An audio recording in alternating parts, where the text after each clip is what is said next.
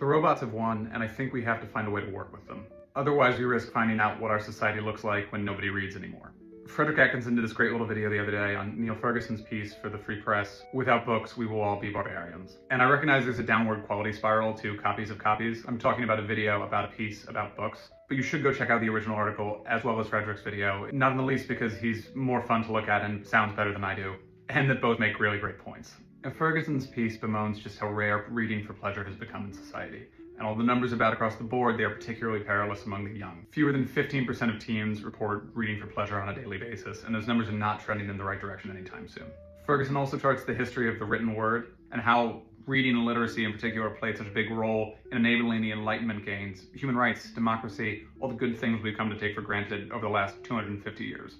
And Atkinson hits a bunch of amazing points in his video.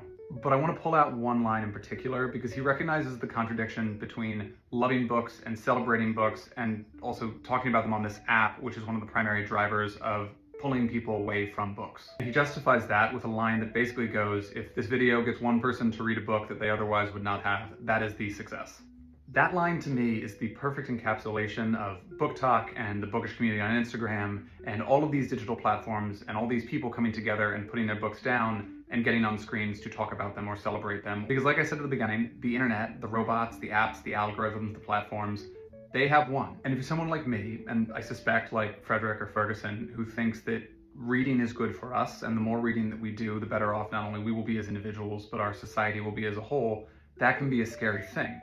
But you don't get anything improved, you don't get more readers by sitting in a room by yourself reading and never touching one of these platforms. If we want to shift the trend, we have to go where the people are. And increasingly the people are on these apps, these platforms, and find ways to celebrate and promote as much reading as possible. We need advocates for reading from every part of society, from every age group, from every demographic, and as big a tent as possible for people celebrating books. Romantasy readers, history nerds, and every other genre fan all together as one, trading recommendations and making sure there are as many on-ramps as possible for people who are interested in becoming part of that community. And I'm not like personally demanding that you start a TikTok and start shouting your opinions on books into the void, but I think it would be nice if you did. I am humbly asking that you find ways within your own life to try to promote reading, whether that's buying books for Christmas holidays that are coming up, or putting that old John Waters quote into action, and no, I'm not gonna cite it here. Look, there's so much crap out there, and we're not ever gonna outweigh it with a few book videos or just talking about art. But I have to believe every step that we take to put better stuff out there does push back against it a little. And if we can make being literate, being a high volume reader, being a deep reader, something that is aspirational and cool and desirable to be,